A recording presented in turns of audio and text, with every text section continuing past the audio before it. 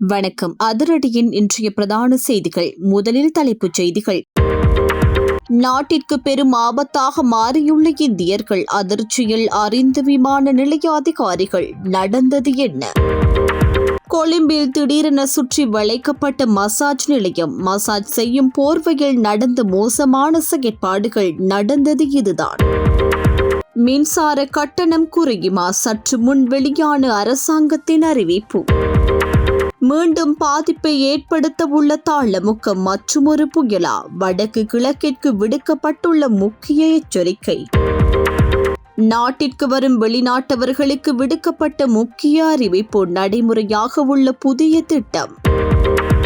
மட்டக்களப்பில் நிலத்தில் புதைக்கப்பட்டிருந்த வெடிபொருட்கள் முற்றாக அகழ்ந்து எடுத்துச் சென்ற சம்பவம். 50 தொடக்கம் 60 கிலோமீட்டர் வரை காற்றின் வேகம் அதிகரிப்பு. உருவான தாளமுக்கம் குறித்து வளிமண்டலவியல் திணைக்களம் விடுத்த அதிரடி உத்தரவு. தொடர்பென விரிவான செய்திகள். விரிவான செய்திகளுக்கு செல்ல முன்னர் இதுபோன்ற செய்திகளை உடனுக்குடன் அறிந்து கொள்ள எமது அதிரடி சேனலை சப்ஸ்கிரைப் செய்து கொள்ளுங்கள். மின்சார கட்டணங்களை குறைப்பதாக அரசாங்கம் அளித்துள்ள வாக்குறுதி கட்டாயம் நடைமுறைக்கு கொண்டு வரப்படும் என எரிசக்தி அமைச்சர் குமார் ஜெயக்குடி உறுதியளித்துள்ளார். இன்றைய நாடாளுமன்ற அமர்வில் உரையாற்றிய அமைச்சர் அரசாங்கத்தின் தேர்தல் விஞ்ஞாபனத்தில் எதிர்வரும் 3 ஆண்டுகளுக்குள் மின்சார கட்டணம் 30% குறைக்கப்படும் என தெரிவித்தார். இந்த விடயம் தொடர்பில் அவர் மேலும் கூறுகையில், உடனடி மாற்றங்களை எதிர்பார்க்காமல் பொதுமக்கள் இன்னும் சில காலம் பொறுமையாக இருக்க வேண்டும். 3 ஆண்டுகளுக்குள் மின்சார கட்டணத்தை 30% குறைப்பதே அரசாங்கத்தின் தெளிவான நிலைப்பாடு என அவர் கூறினார். நாடாளுமன்றத்தில் எதிர்க்கட்சி நாடாளுமன்ற உறுப்பினர் சமிந்த ஜெயஸ்ரீ எழுப்பிய கேள்விக்கு பதிலளிக்கும் போதே அமைச்சர் குமார் ஜெயக்குடி இந்த உறுதிமொழியை வழங்கியுள்ளார். கொழும்பு பேலியகுடை புலுககா சந்தி பகுதியில் மசாஜ் நிலையம் என்னும் போர்வையில் இயங்கி வந்த விபச்சார விடுதியொன்று போலீசாரால் சுற்றி வளைக்கப்பட்டுள்ளது. இந்த சுற்றிவளைப்பு நடவடிக்கையின் போது விபச்சார விடுதியை நிர்வகிக்க உதவிய நபரொருவர் உட்பட 4 சந்தேக நபர்கள் நேற்று முன்தினம் திங்கட்கிழமை இரவு கைது செய்யப்பட்டுள்ளனர். கைது செய்யப்பட்டவர்கள் 27 முதல் 54 வயதுக்குட்பட்டவர்கள் என்பதுடன் ஹெங்கும்வள, மகியங்கனை, கலனி மற்றும் மாவனலு ஆகிய பகுதிகளை சேர்ந்தவர்கள் என போலீசார் தெரிவித்துள்ளனர்.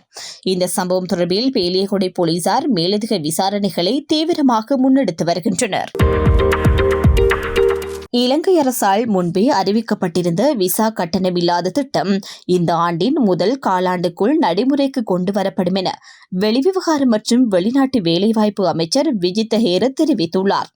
இந்த விசா கட்டண விலக்கு திட்டம் கடந்த ஆண்டு அறிவிக்கப்பட்டிருந்த போதிலும் இதுவரை செயல்படுத்தப்படாமல் இருந்த நிலையில் தற்போது அதனை விரைவில் நடைமுறைப்படுத்த அரசாங்கம் நடவடிக்கை எடுத்து வருவதாக அமைச்சர் குறிப்பிட்டுள்ளார். இந்த ஆண்டின் முதல் 3 மாதங்களுக்குள் குறித்த திட்டம் நடைமுறைப்படுத்தப்படும் என அவர் உறுதியளித்துள்ளார். கடந்த ஆண்டு ஜூலை மாதத்தில் சுற்றுலாத்துறையை மீண்டும் உயர்வுக்கும் நோக்கில் ETA விசா கட்டண விலக்கு வழங்கப்படும் நாடுகளின் பட்டியலில் மேலும் 33 நாடுகளை சேர்க்க இலங்கை அரசு தீர்மானித்திருந்தது. இந்த புதிய பட்டியலில் சேர்க்கப்பட்டுள்ள 33 நாடுகள் ஏற்கனவே விசா கட்டண விலக்கு பெற்றிருந்த China, India, Indonesia, Japan, Malaysia, Russia மற்றும் தாய்லாந்து உள்ளிட்ட நாடுகளுடன் இணைக்கப்பட்டுள்ளன. ஆனால் இந்த விசா கட்டணம் இல்லாத திட்டத்தை சட்டப்பூர்வமாக நடைமுறைப்படுத்த தேவையான வர்த்தமானி அறிவிப்பை வெளியிடுவதில் அரசாங்கத்திற்கு தாமதம் ஏற்பட்டுள்ளதாகவும் தகவல்கள் தெரிவிக்கின்றன. மட்டக்களப்பு வாகரை போலீஸ் பிரிவுக்குட்பட்ட அம்மந்தனாவெளி சம்புகளப்பு வயல் பகுதியில் நிலத்தில் புதைக்கப்பட்டிருந்த பெருமளவான வெடிபொருட்களை விசேட அதிரடிப்படையினர் மீட்டுள்ளனர்.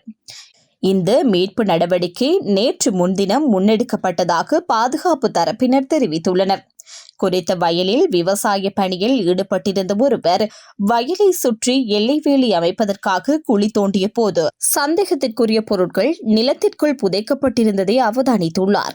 இதனைத் தொடர்ந்து அவர் உடனடியாக வாகரை விசேட அதிரடிப்படையினருக்கு தகவல் வழங்கியுள்ளார்.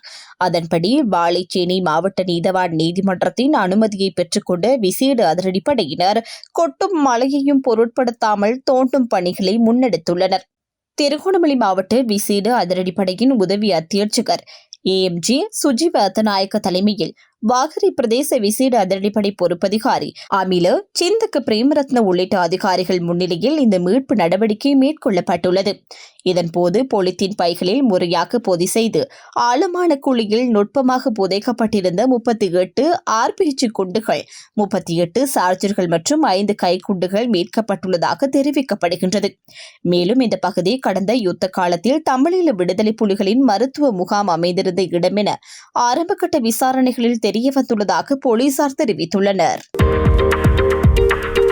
பண்டார்நாயக்க சர்வதேச விமான நிலையத்தில் இதுவரை கண்டறியப்பட்ட மிகப்பெரிய போதைப்பொருள் கடத்தல் ஒன்று முறியடிக்கப்பட்டுள்ளது.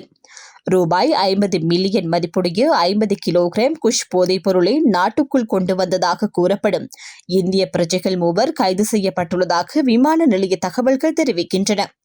இந்த கைது நடவடிக்கை கட்டுநாயக்க விமான நிலைய வருகை முனையத்தில் சுங்க திணைக்களத்தின் போதைப்பொருள் கட்டுப்பாட்டு பிரிவு அதிகாரிகளால் மேற்கொள்ளப்பட்டுள்ளது.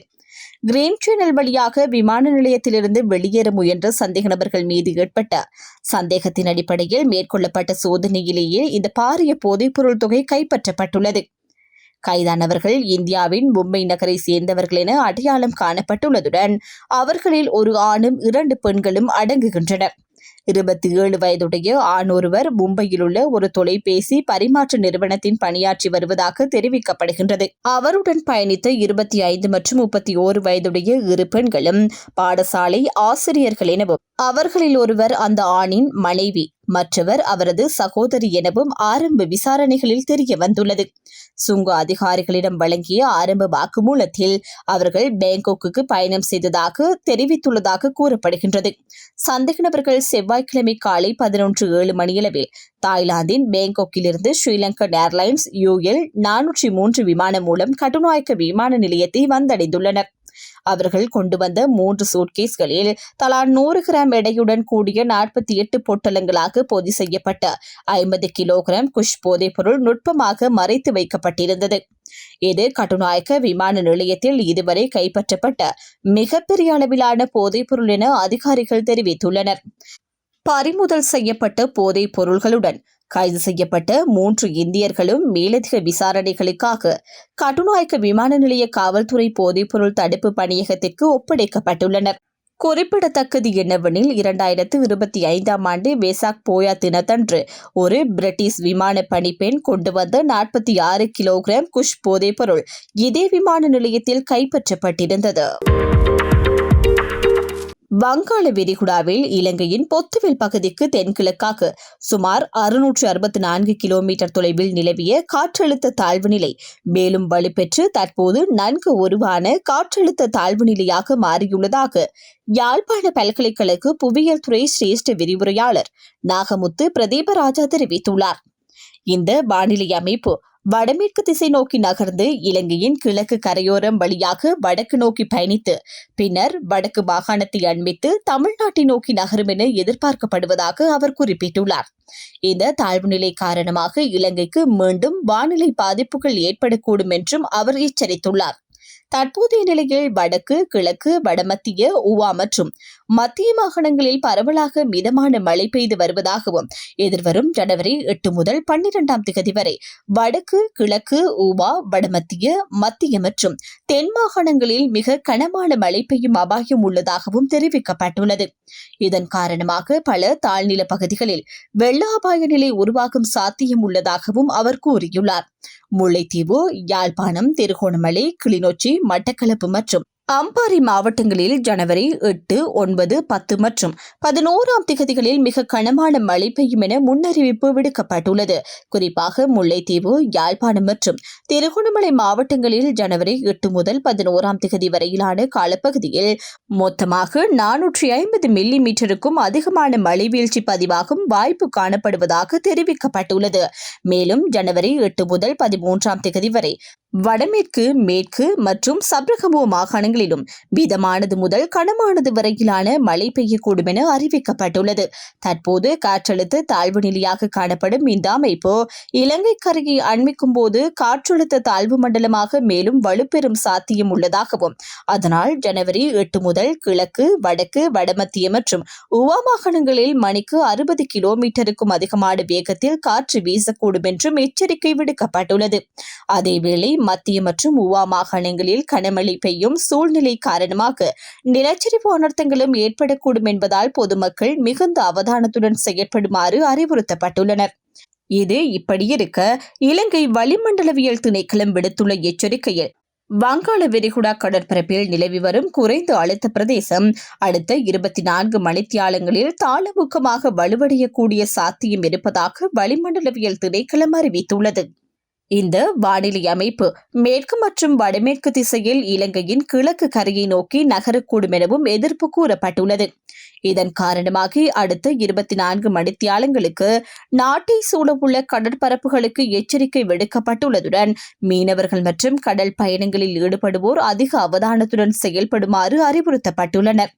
வளிமண்டலவியல் திணைக்களத்தின் தகவலின்படி நாட்டை சூழவுள்ள கடற்பரப்புகளில் வடகிழக்கு திசையிலிருந்து காற்று வீசக்கூடும் என எதிர்பார்க்கப்படுகின்றது. காற்றின் வேகம் பொதுவாக மணித்தியாலத்திற்கு 30 முதல் 40 கிலோமீட்டர் வரை காணப்படும் என தெரிவிக்கப்பட்டுள்ளது.